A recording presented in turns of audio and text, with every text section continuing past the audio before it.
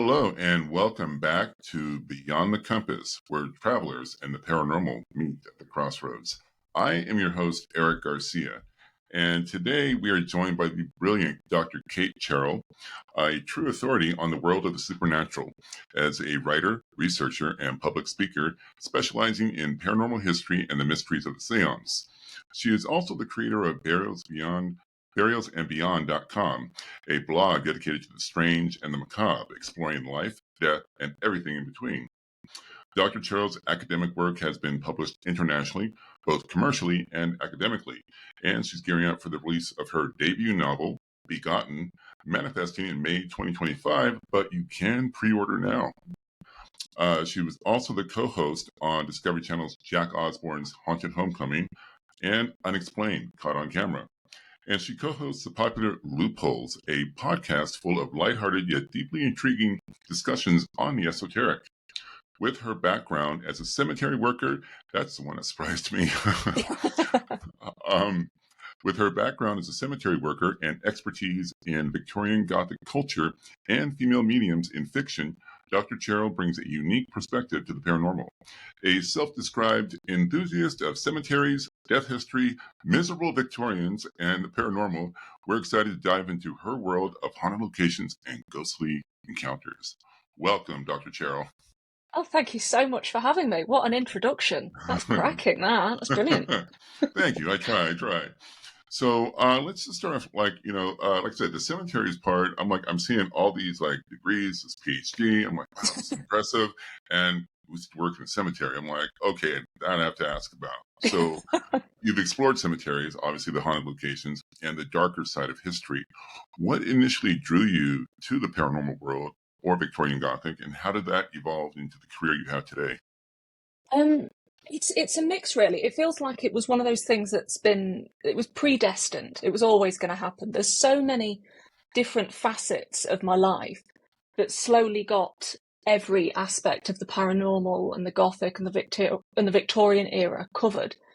So growing up, I spent a lot of the time, I was partially raised by my grandparents, and one of my grandparents would take me to the local cemetery where his family were buried twice a week. Every week. It was Tuesdays and Thursdays every week. And we'd go, and this is the thing, it was so normal.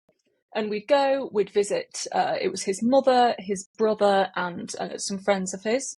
That's and so we'd sweet. wander around. It was lovely. It was like spending time with my granddad. And then as I got older, I started actually taking more notice of the environment that we were in and looking at the different stones and the symbolism. Especially in Victorian cemeteries and grand Victorian cemeteries, you've really got an amazing smorgasbord of symbols to choose from. But even in my little local cemetery, I started having that interest and piqued in me. But also that same granddad was really interested in the paranormal. He gave me my first paranormal books. He's got a lot to answer for. Your granddad sounds pretty cool. He was pretty cool. Yeah, I wish I'd known him better later in life. But he was really into Borley Rectory, because that was so huge in the UK when he was. It was just before he went off to when he enlisted. So he was really into Borley Rectory, and he was really into Roswell and lots of the American ufology projects. And so I ended up reading his books, sat on his knee even before I could read, looking through the glossy pictures in the middle. And it sort of kick-started something in me, even just from a visual perspective, seeing images like the spectre of Newby Church and the aluminium, perceived aluminium wreckage from Roswell, those iconic pictures. Mm-hmm. They just stuck in my head, the Nazca lines, all these iconic images. I'm sorry. You said aluminum. I'm sorry. We yes, yeah. I'm like, what is the aluminum? I'm like, oh, it's aluminum. Sorry. Yeah. And I have been to England. I spent a week there. I had a blast. I want to go back, but I digress. So no, that's great. So so it started with that, and then I've always been a bookworm, and as soon as I discovered ghost stories and very early paperback horrors, that soon led into well, what was the earlier horrors? What were the earlier Gothic? And then from that, I started going back into Victorian literature and Regency literature. So it seems like a bit of a jump, but Pride and Prejudice, books like that, and then Dracula, they soon led into this all-consuming obsession with words. Yeah, And I've like reading overall. Oh yeah, yeah. I think reading and storytelling is the most powerful way to get anyone hooked into a topic, and it sort of all coalesced and worked for me. And then the music I was into as a teenager was very overblown and suitably, um, yeah, suitably overly gothic. So it all melded together, and before I knew it, it was really all consuming. Everything about death, Victorians, the paranormal. I've never been able to get enough of it. I find it immensely comforting, which it sounds a bit off, but No, I'm not at sure all. you feel the same. It sounds like a family tradition that became a calling, actually. It did, yeah, it really did. And I had a very strong paranormal experience in my well, it was before I was a teenager. It was like sort of 12 into 13, 14. I had some very strong paranormal experiences that I now attribute to being a haunted house that my sister lived in. And so when you piggyback that on the top of a pre-existing interest, it was always going to get its claws into me, I suppose.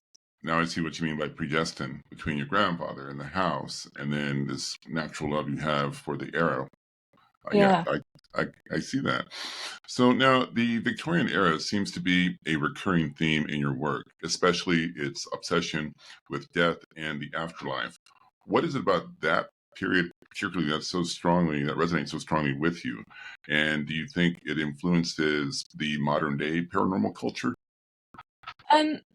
Well, the why it appeals to me is that I feel the way Victorian culture, certainly in the US and in Western Europe, is that Victorians obviously were faced with mortality and death on a far greater scale than we have to generally deal with today because of everything from culture, access to medical assistance, so on and so forth. But I feel that the way the Victorian culture not so much celebrated death, but acknowledged death, and certainly acknowledged the importance of the grieving process and the memorialization process. While we see it as something very overblown and very performative today, it was born from love. It was a very, very profound, important part of social history. And I find it endlessly fascinating the ways in which that the Victorians both created this very nurturing, very emotion-led culture of mourning, but also industrialized it and monetized it. So you've got this strange duality of, okay, well, I want to dress for mourning, I can inhabit my grief. And then at the same time, there's societal pressures that you have to dress for your grief, otherwise your neighbours will wreck your reputation, and at the same, and on top of that as well, you have to dress in these certain ways and it's going to cost you X amount of money. It's like a world within a world. And I find that endlessly fascinating. And having Victorian cemeteries and Victorian mourning ephemera is like a link to a very tangible past. So And it's almost a subculture. yeah, I feel like it was a not unwelcome subculture in some instances, but I find it to be this like a secondary river running through certainly the 19th century and into the early 20th century that we're not entirely comfortable acknowledging today because it clashes with our ideas of healthy grieving, of moving on, of processing things. It seems like it's a bit too over the top. You're wearing your grief, you're peacocking within it. And I find that to be both a beautiful thing and a very telling thing across cultures and across societies. And I'm very fascinated by that. But as for how does it influence? Do you say how does it influence the paranormal today? Was that? Yeah. I mean, no, I'm sorry. Let me go back to that. No, sorry, I'm gone. No, I was just saying how it influenced modern paranormal culture. How Ah, yeah, I've got a few yeah, questions about how we do death. But you mentioned the 19th century. Mm, And spiritualism itself in the 19th century was often tied to broader cultural movements like feminism and reform. mm. Now, do you think the paranormal, particularly female mediums, intersected with societal changes? And do you see echoes of that in today's either paranormal community or anywhere else in society? Um, I think that's one of the most amazing things about spiritualism, for starters, is that it's so closely associated with feminist movements, with abolitionist movements, with these really quite progressive ideas of the time. And so we can dismiss spiritualism as a load of hacks speaking to ghosts in a darkened room, but actually they were also pushing these really important ideas and ideas that have built up modern Western society as we know it. And as for modern paranormal cultures, I think there are facets. There are facets that are replicated in it, and I feel that certainly the female presence in the paranormal, whether as investigators, as writers, as researchers, as academics, is relatively small compared to Hmm. the female presence in certainly 19th century and early 20th century spiritualism.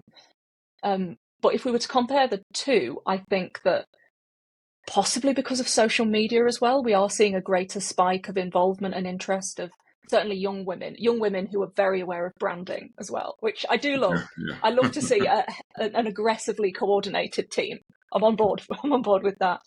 But as for pushing progressive movements, putting themselves forward for causes, I mean, I'm sure it's there, but I do see it a lot less than perhaps in years gone by. But I think there's a lot to be said for certainly paranormal investigation in contemporary culture has been quite a working class movement. I And can I can see yeah, that because I and mean, I'm sorry. Go ahead. no, go on, it's fine. Because at least in from what I've seen in the United States, the paranormal research community really started to bloom late 50s, mid 1960s, and on from there. And even then, the number of women involved in it that you heard about, you can count, on one hand. I still have fingers left over. You had Mm, obviously Lorraine Warren, one of the pioneers, the pioneer for women, and then a couple of female psychics that worked with Hans Holzer. And then I don't think it was until like probably I think last 20 years, it's kind of been an explosion of female paranormal investigators. mm, It's like, you've got Katrina Weedman, you've got Amy Bruni, and most recently Chelsea Layden, someone like yourself. I mean, it's just been a plethora of choices out there, and I think it's yeah. amazing. I think there's certainly more space for women, and I think that's the community aspect of the paranormal as well. It's like when I say that the contemporary paranormal cultures are mainly working class, is that working class movements nurture a sense of community far more than, say, like academic paranormal conferences. That's far more cutthroat, whereas you see more spaces being made, more constructive movement and more constructive community building happening within working class subcultures. And I think that's to the benefit of contemporary paranormal investigation, certainly, and for the benefit of women as well. Yeah. I've never considered it that way. That is so interesting. I can see that. Yeah. Wow. Now this is something. It's sort of a kind of a two-part question. You've explored the overlap between history, folklore, and the paranormal. So, in your view, how much of our understanding, uh, as a whole, how much of our understanding of the paranormal is shaped by folklore, and how do you think these stories influence the way we experience these so-called paranormal events Mm. today? Yeah, that's great. That's so great. I think whenever we approach, well, first of all, folklore in itself, we see it as quite a static, old, established thing. Like folklore are old stories told in communities from many, many years ago. Whereas in I am reality, I'm yeah. a total folklore buff. I'm not Oh, brilliant. far from an expert, but I hear Yeah. even whatever culture. Oh, this is the folklore. Really? What is it? I'm So all that's over the that. folklore is the story of people. It's the story of religious, social, political, even financial concerns. If you hear about a cryptid from 100 years ago, you can find out more about that community in those reports than you arguably can in a lot of official reports. from, say, newspapers or local governmental facilities. And so I think folklore is fascinating because it's ever growing, it's ever changing. Folklore is being written as we speak and is primarily an oral history. So it's passed down and it morphs and it changes and it's changed and it's added to. And so I think that a lot of our knowledge of folklore, we don't acknowledge ourselves because it already builds into our own bias. So whenever we're probably quite terrible examples because we're both so immersed in it. But if we were to enter like a paranormal investigation or so forth, and we were told this place is supposed to be haunted by X, Y, and Z already, because we've got such a love for folklore and social history and kind of underrepresented oral histories, you've got that bias already. And so that would influence your experiences of something that you would see completely outside of your influence and anything outside of your control. So I think the importance of folklore and the weight that we assign to folklore is so much greater than we're ever comfortably acknowledging, because it's part of us, it's part of our makeup, it's part of everyone's cultural makeup. And even if they think it's nonsense, it's still in there. It's still in there, and it still influences the way we look at things, the language we use when we talk about things. And even as a reference point, like in the UK, there have been big cat sightings recently down in the southwest. And even me saying big cat sighting, like I wouldn't say that if I wasn't already aware of ABCs and like alien big cat sightings throughout the 70s in the UK. So there is one. Informs. Is it Beast of Dartmoor? Is it Dartmoor? There's a Beast of Bodmin is the probably the most famous one. There's a lot on Dartmoor, but in the 70s certainly the new laws came in to regulate the keeping of exotic animals as domestic pets, and a lot of people were told to destroy their exotic pets if they couldn't get them into zoos or get the appropriate licenses. So instead of killing their beloved panthers, a lot of people, it seems unofficially, released them into the British countryside. So a lot of language and a lot of our fears come from that. One of the old video footages 20 years ago shows, it's the Beast of Dartmoor, and it's kind of always fuzzy video footage, but you see the countryside and you see what looks like not necessarily a panther but a lion, but it's completely black running in a distance, and you're like, that looks like a lion, but I've never seen an all black lion with the mane and everything. So, but the second half of my question on folklore, and I hope I word this right. I was trying to, even up to before I sent the email, I was trying to, how do I word this? So one could say the flip side of folklore is superstition. Yeah. And what I've personally always found fascinating is the methods going back centuries people used to defend themselves, to protect themselves against, in your part of the world, the Fae, changelings, along those lines, and specifically salt. So I had an Uber ride one time where the driver told me, oh yeah, my apartment's haunted, this and that and everything. I said, okay, you can take these steps. And he was nice, but I felt he was humoring me until I got to the point where I said, oh, you can get nails, put them above your doorways. There's old folklore going back to Scotland, England, hundreds of years, that they would keep out evil spirits.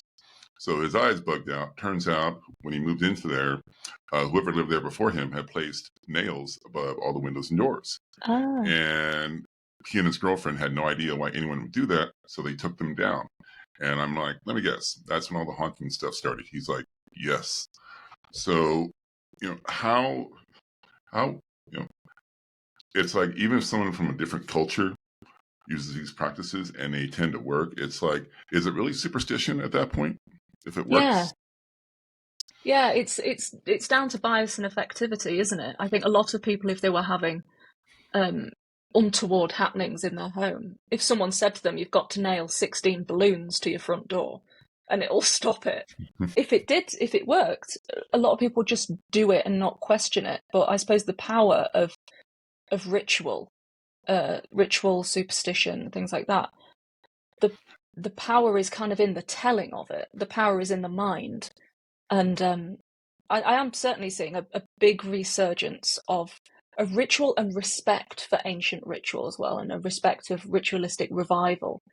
Certainly in home protection, it just sort of, it does seem like the running around your house with a little chunk of burning sage is rather old hat now. People have and people have sort of maybe people have maybe tired of having their house stink of sage, and they're thinking of like you say, nails, salt, and a lot of crystal healing, a lot of crystal interest seems to be, and moon bathing is particularly popular nowadays as well. So I feel like while folklore's evolving and it's moving, and certainly ritual involvement is evolving, it's evolving in a cycle.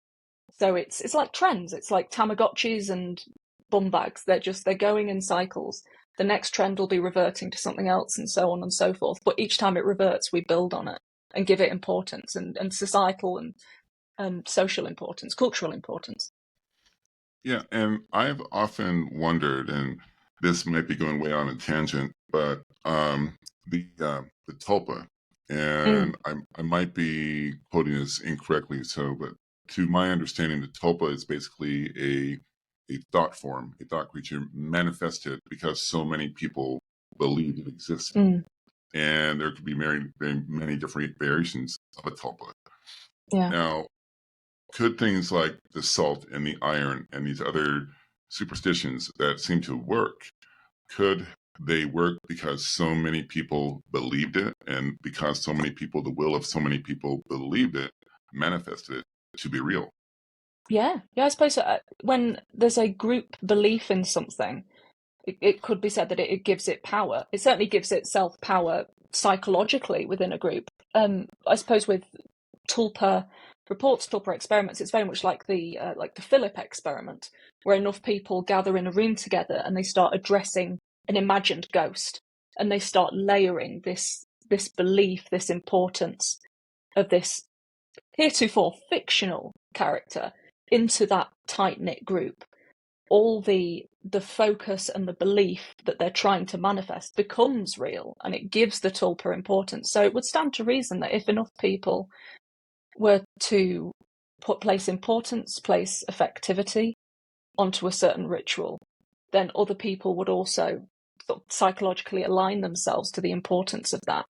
But I think it's definitely an interesting theory that on a base level, a simple ritual has no power, but if enough people believe in it, then it's as powerful as any weapon.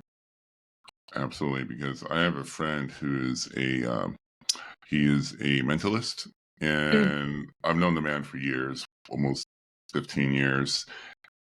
Good, really good. We're close friends, and I have personally seen him knock things off a table with his mind from across the room. You mm, know, it's amazing to witness.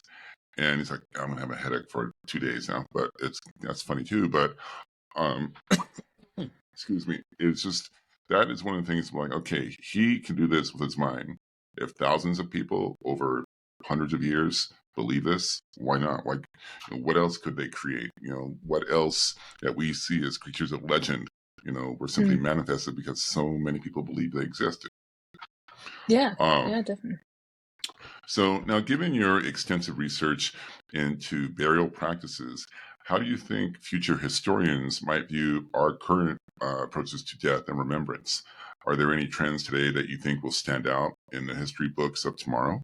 Yeah, I certainly think in terms of technicalities and practicalities of burial, the I don't know if it's right to call it a trend, but the movement for green burials and natural burials, where individuals are laid to rest in strictly biodegradable, um, ecologically um, neutral ways, such as wicker caskets, laid to rest in woodland, and those places are cultivated as nature reserves, and people are buried without memorials, like without headstones, without any kind of standing memorial. I feel like it's definitely increased over the last, let's say, 20, 30 years, certainly.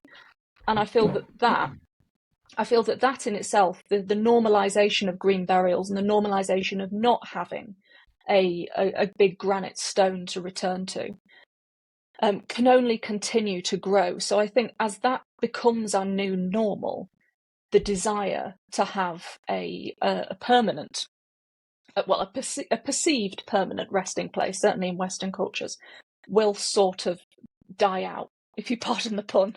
But the idea of having a resting place in perpetuity. So burial places, certainly in the UK, were not sold in perpetuity until the mid-19th century, when after the Burial Reform Act allowed for the building of these grand garden cemeteries on the outskirts of cities. Before that, people were crammed into churchyards. It was not a very pretty sight. Things were hugely, let's say oversubscribed. But it was particularly unpleasant. And so I think the new garden cemeteries of the mid-19th century were a reaction against the overcrowded, anonymous churchyards, because people were just buried however many deep until churchyards were several feet higher than the church itself.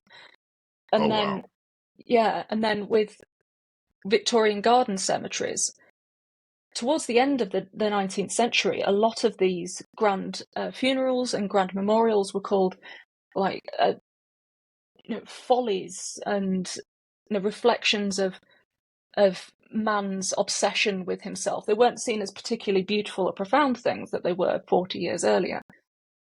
So I think that in the future, green burials will be the norm, and obviously that won't fit with everyone's sensibilities to get today.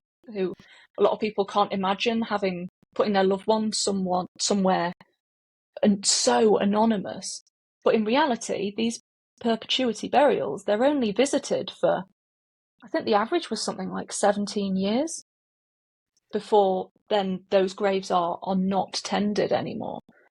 So with space certainly in the UK, we're islands, it's finite.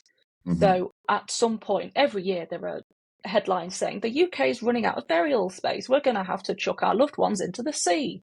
Like, it's not like that, we're not doing that. But we need to genuinely think about reusing burial spaces, looking more at green burial, looking more at different ways of cremation, whether that's traditional cremation or aqua cremation. There's so many different ways to I don't say dispose of bodies, but there's so many different ways to memorialize people and enter that end of life process. And I don't think we should be so reticent to alter our norms. I think it can only be a good thing. And I say that as someone who spends far too much time in cemeteries as it is. Like, I love them, but I've got to admit, this country doesn't go on forever. There is a coastline. There is a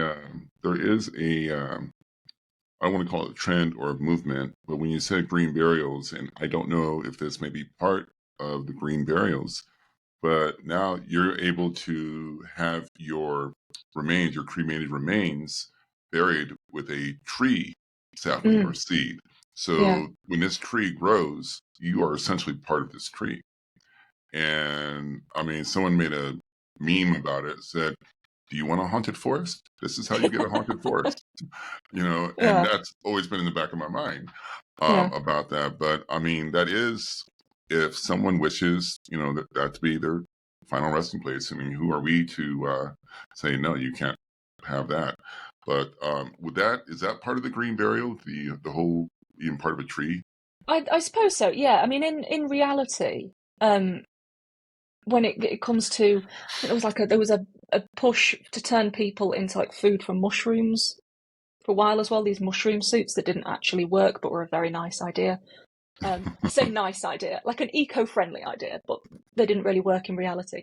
As for putting cremated remains beneath trees, I think I'm no biologist, but I think there was an issue with the trees wouldn't find nutrients in cremated remains, so you would just be sort of coating a root rather than being actually part of the tree itself. But it sort of blends into the same idea of natural burials and green burials, because that more refers to the space in which your remains are deposited, whether that's in a wicker casket, a wicker coffin, or cardboard coffin, they're particularly popular, or whether that's cremated remains. A lot of it is still to do with with finance and money, because even if you're doing the most eco-friendly, happy clappy, no fuss funeral, there's still bills to be paid. Like, nothing in life or death is free, and it never has been. It might not be the grand bills of the 19th century and high Victorian funeral tradition, but there's still going to be a big invoice at the end of things.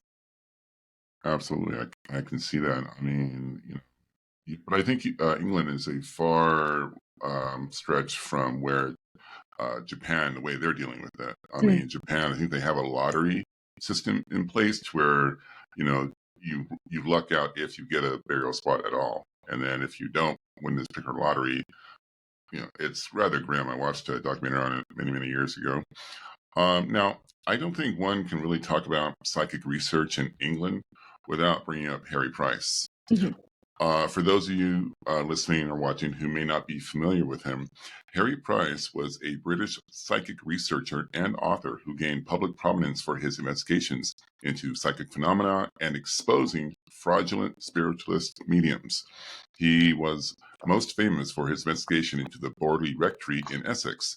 The building came to be known as the most haunted house in England after Price published a book in 1940. So, you said your grandfather, that was like a favorite spot of his to check out as well. Why do you think this particular case captured the public imagination so strongly? And what made Price's approach to investigating the paranormal so unique for his time? Yeah, well, of course, I love Harry Price. I love him. I think he was a very charismatic, a very driven and a flawed man as well, but a fascinating man. But as we come to Borley Rectory, like when I grew up obsessed with Borley Rectory, and when I found out, I must have been about 8, I found out that it had actually burned down like 50 years prior. It was like my world fell apart. It's like, how can I not grow up and visit Borley Rectory? This is awful. It was like Disneyland had gone. It was horrific. But that was a hard day to find out. It's like the day I found out Charlie Chaplin was dead. But anyway, I was a very odd child. But I think with Borley Rectory, we can say as much as we want, like, oh, it's an amazing story, because it's like a scandalous soap. There's sex, there's death, there's intrigue, there's nuns. Everyone loves a nun within reason. It's got all the little facets of a damn good, cheap, scandalous late night film, but nicely packaged with a couple of ghosts in it. So I'd like to say that that's why. I think that's why it's enduring. And of course, a lot of the imagery we have from it, like the writings on the wall of, I cannot understand, please tell me more, Marianne. You need images like this that enter the public consciousness and become publicly owned images in that sense. So I think that's why it's constantly reassessed and written about, and it's seen as this sort of touchstone of paranormal investigation in the early 20th century. But also, Borley Rectory arguably became so famous, the whole case became so famous, because Harry Price was going to the tabloids. This wasn't a natural progression of word of mouth leading to this amazing national obsession with the story. It's the same with the Enfield case and plenty of other prominent British hauntings, because the people involved went to the papers. Even the crying boy portraits, like I've got 2 behind me. I saw that. It made me a little nervous, but yeah, I shouldn't really be allowed to decorate my own house. I really can't be trusted. But the only reason that we're really conscious of that as an image is because it was recycled by tabloids across the nation. And if people react well to one story, they're gonna eke that out for as long as they possibly can. And Price went to the Daily Mirror when he got hold of Borley Rectory and the case. And so, yeah, as soon as everyone reading the Mirror got interested in this scandalous story in an old rectory, it's beautifully Gothic. There's ghosts. There's a ghost that wants to communicate with a woman. There's a baffled vicar. Obviously, as we got on further, there's also a lodger in places he really shouldn't be. there's so much to it that just pulls us in. It, like I say, it's like an episode of EastEnders. It's scandalous, it's fascinating, and so people were really latched onto almost the next episode of Borley Rectory.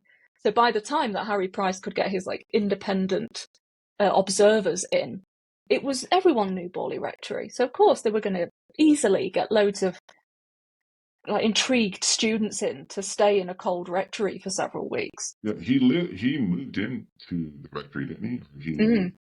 He lived there for a time, for like a year, to research it, which in and of itself, even to this day, is unusual. Yeah, I think what was really unique about Harry Price is he's very divisive. A lot of people think he was a charlatan. A lot of people think that the sun shone out of his backside. There's a whole there's a whole range of approaches to Harry Price. But one thing about him is that if social media had been around in Harry Price's day, he would have been the king of TikTok. He knew, yeah. Yeah, from your description, I was going to ask, so could he be the Zak Bagans of his day? I think he could be. I mean, I can't imagine Harry Price in bejeweled skull vests and things, but I certainly think when it comes to promoting his work and promoting the legend of Harry Price, he was a living legend. He was an icon. He made himself an icon, and he knew exactly how to promote that and who to contact to get his name bigger and how to get those books sold.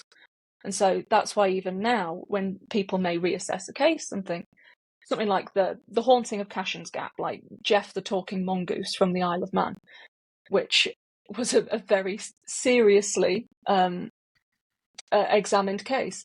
Those books today they go for a hell of a lot of money, but Harry's investigation into Jeff the Talking Mongoose is legendary in itself. He's constantly putting the puzzle pieces together to ensure immortality, and he was not afraid of a publicity stunt.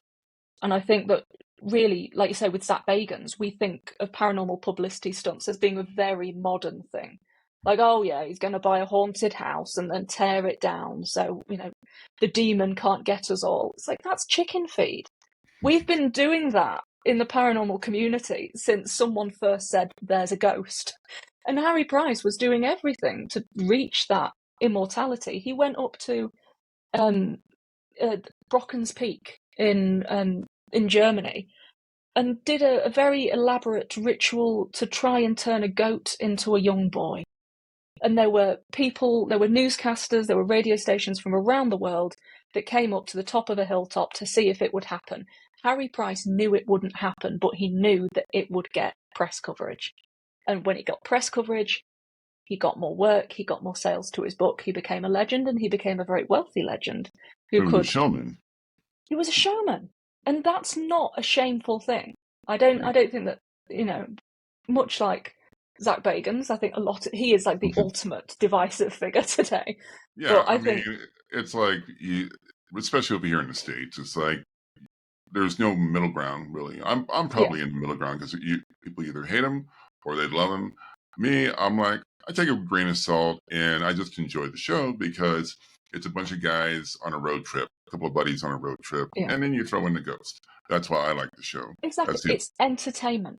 That's all it is. It's entertainment, and that's not a bad thing. It's worked very well for a lot of people.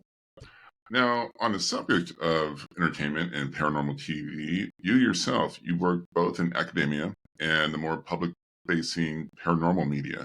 How do you navigate the challenge of staying true to the complexity of your research while making it engaging and accessible to a wider audience? It's a learning curve. I don't think I can ever say that I've got it nailed yet, because while I love, like, my first love really is public engagement and public research. While I'm addicted to getting certificates and any little letters I can put after my name, I'm like, oh, go on, I don't have enough work this year, I'm going to do another master's degree, which is just stupid. Yeah, I'm just an enthusiast with certificates, really. I think when we boil it down to things, it's that I've just obsessed to a certain level that I've now made it a job. which is both unusual and arguably unhealthy, but that's what's happened. So do you have what we call? So I used to work in the prison system. I was a correctional officer over here, and we had the same thing. We always had training, different certificates and things we did, but we'd always put them on a wall. Our degrees and whatever certificates, whatever we had. And the nickname for that wall is the I Love Me wall. So do you have an I Love Me wall? Not yet, but I have been talking about this recently because I'm always my harshest critic. I'm always really hard on myself. And it got to a point of like a month or so ago when I thought, oh, I need a wall of ego. I need pictures of everything I've done or achieved. Maybe not down to like childhood swimming certificates, but maybe everything Why else. not? I need to Why not own it? do that. Yeah, just to remind myself that I haven't been stood still all this time. But I think the academia side of things has always been from it's a love of learning, and there's not necessarily a love of essay writing, but the satisfaction I get when I write a particular sort of like well referenced or well received essay, it's a thrill. It's like adrenaline chasing, but really slow adrenaline chasing. But I love public engagement. I do a lot of public talks, public lectures.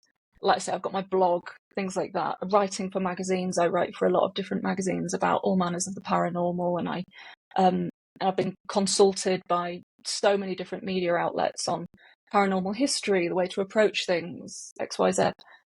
And I love that particularly because I always think that the history of the paranormal, however you try and make it academic and put it in a box, it's ultimately a living history about people, and it's a social history. And so I find it most satisfying when it involves people, when I can interact and see someone. And certainly doing the bits of TV that I've done, I have been mindful. Like I've declined a handful of projects because I didn't feel like they aligned with my personal values, and I didn't feel like the angle that they were going with was particularly truthful. And I think obviously paranormal, there's always going to be an undercurrent of fraud. There's always going to be an undercurrent of, absolutely, if not fraud, then editing for entertainment's sake. There's always going to be that. Yeah, exactly. And I mean, but I'm gonna say, Jack Osbourne's Haunted Homecoming. I was disappointed it was only 3 episodes. I was like, okay, wait, it was only 3? Because I think part of what made that show, at least for me, is I felt you had a really good chemistry with Jack Osbourne.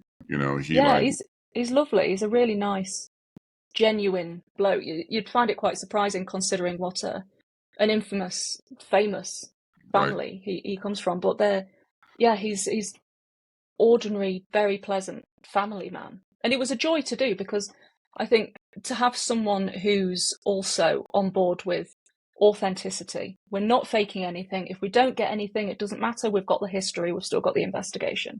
And we were both on the same level with that nothing in that show was faked. Every reaction was real. And we did go in with, really hope we get something, but if we don't, we don't. But we're not going to force anything. And so I'm proud of that. Yeah, you should be. It was a great show. I got a buddy of mine over here hooked on the paranormal, the ghost hunting TV shows. He's like, when's coming out next? And he was never watched these beforehand, but I got him hooked on it, and now he loves these shows. And with Jack Osbourne, I've been watching his paranormal stuff for years now, at least 10, 11 years, the different shows he's had. And I liked how, you even asked him, what is ghost hunting to you? And he's like, I just want to see what's there. I'm not trying to prove anything.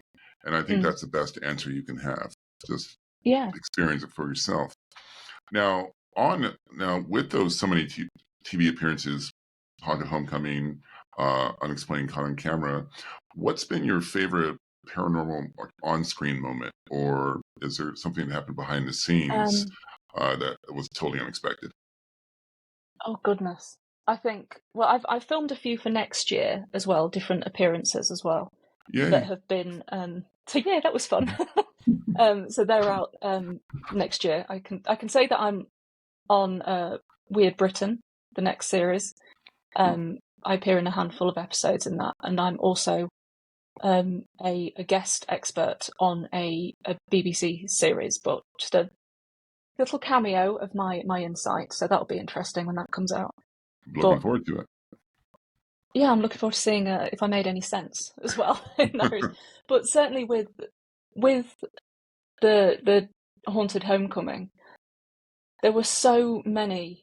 I'd say honestly that one of the instances that I really that shocked me with how much it affected me is the Ouija board session Jack and I did in his family dining room, because neither of us are particularly invested in Ouija boards, or spirit boards rather, as a means for getting authentic spirit contact. Rather, we both buy into the whole subconscious movement school of thought. So Ideomotor effect. yes, yeah. So we both went in thinking this might look really good, for the show, but this will probably just be a cut scene. So when we did start getting things through, and certainly when we got like his name and things like that through, I remember going completely cold and fully invested in, oh my God, this, I know I'm not pushing this because I was constantly taking my hands off, and I know he's not pushing it.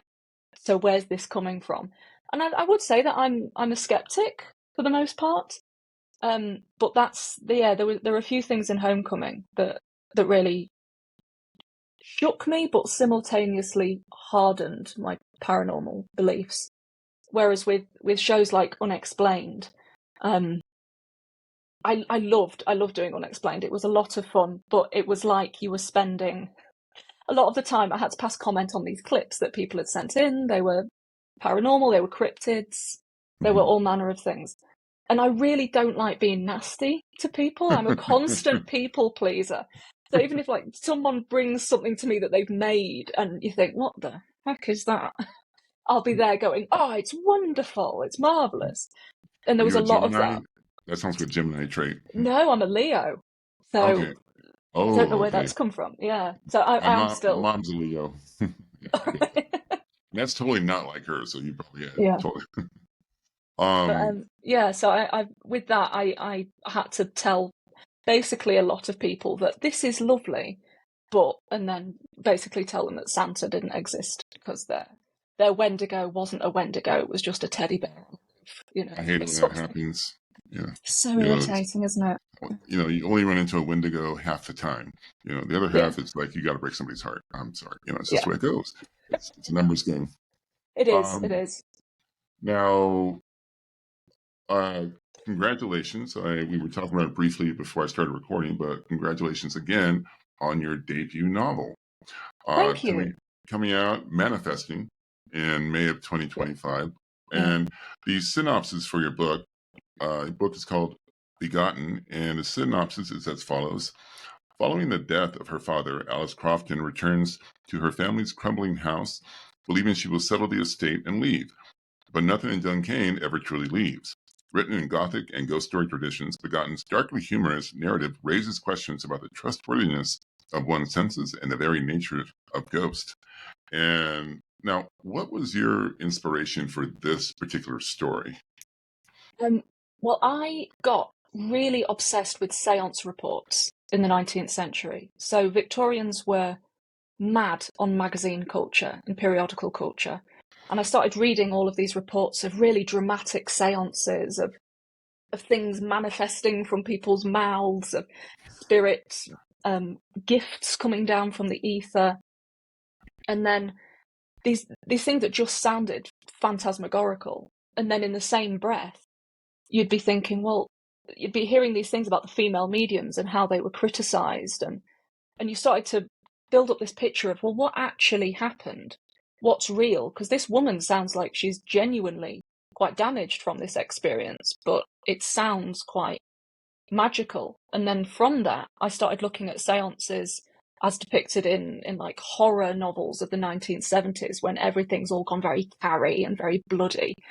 And I thought somewhere in the middle, there's the truth, but I wanted to write something from the perspective of someone who is not sure of her own mind, but is suddenly plunged into this world of seance and supernatural and seeing these fantastical things and seeing these terrifying things, but not being sure if they're really happening. And so the whole novel's built around this premise of being trapped somewhere and not knowing what's real and what's not and what's going to happen to you. So it's in like I say, it's in ghost story traditions, it's in Gothic traditions, and it's a romp of a story. There is a little bit of humour in it because I think everything needs a little bit of a laugh to Yeah. break the little horror tropes. And But honestly, that's one thing about you that really stood out to me. If I can be totally honest with you, because when I first saw, okay, and I started researching you, I saw a couple of your past interviews, and I'm like listening, taking notes, but I'm laughing at the same time. You've got a great sense of humor, thank and you, so thank you. when I saw that there's humor in there, I'm like, oh, I totally believe that, just Yeah. from here, like, oh yeah, my crying boy painting in the background. I'm like, wow, okay. So I know this sounds great. Now, is it set present day, or does it take place back in the 50s or? It takes place in the 1880s. Oh, So okay. it's Victorians, but it's not written in forsooth, I say to thee. It's all in quite accessible language. My main goal with Begotten was to write a really gripping story, but write a gripping story that someone with no interest in the paranormal could really enjoy, and that someone with a really deep interest in the paranormal could get a kick out of it as well. So I So just wanted to write something that would be, yeah, it would be an best of both enjoyable worlds. read. Yeah, yeah, and to really indulge my love of dramatic, scary seances. Okay, so I'm gonna wrap it up right here, but one random question: Mhm. You think you were born in the wrong century? Probably not. Probably not. I think maybe the wrong decade pushed me back a decade or two, but no, I think I'm sadly I'm apart from being incompetent with most technology, I'm probably very firmly in the right place. Oh yeah, I'm right there with you. That's why I was a couple of minutes late setting all this up. I've been doing this a little while, but I'm still like, oh, that wire, this wire, because it's Yeah, like it's all chaos back here. yeah, I Um, can relate. well, Dr. Cherrell, thank you so much for coming on my show. This has been such a blast, quite entertaining and eye-opening as well. Now, where can our viewers and our listeners, where can we find you? Find out what's coming up next for you down the road. All those juicy details. Okay, I'm all over social media, so I'm either on what am I on now? I've just started up a TikTok, which is a terrifying thing, but I'm under TikTok, Instagram, Facebook, and Twitter/X as Burials and Beyond, or I've got an extra one as Kate Cherrell for academic stuff, and I'm also got another Instagram account called All My Own Teeth, which is all the more personal stuff. And you can always just look on my blog at burialsandbeyond.com. And I've got my talks, I've got blogs, I've got loads of stuff up there. But I'm always posting something on social media because I'm kind of like a toddler with a jellyfish. I just want to run up to you and go, look at this cool thing I found. So once Yeah, you've locked into one of my social media accounts, you can't get rid of me. I'm like a yeah, mold. yeah. Actually, you posted something. I believe it was earlier today or yesterday about the woman people thought were a witch, and then they Yeah. actually dug her back up and buried her with her live cat. And I commented on there. I'm like, sounds like they inadvertently created a churchyard grim. Yeah. you know. So, but yeah, I really like following you on your Instagram because they're like, it's like really interesting, like history, but then it's reverent and out of the blue. So that's yeah. And also for those of you watching on YouTube, I will provide links to all of her website or social media in the video description below, and that way you can pre-order Begotten, which will be manifesting in May of 2025. Yes, Dr. please do. Cherrell, Dr. Cherrell, once again, thank you so much for joining me. This has been a blast. You are such a engaging, sweet, and funny lady. I really enjoyed this. Thank you so Thank you. I much. really enjoyed chatting as well. Thank Been you. lovely. Thank you. And that wraps it up for another episode of Beyond the Compass, where travelers and the paranormal meet at the crossroads. And if there's anything on this off the wall behind me that catches your eye and you'd like to check it out for yourself, down below in the video description under the off the wall segment, there's links for most of the stuff you see behind me on the wall. It changes up every episode because, why not? Thank you again, and we'll see you the next time.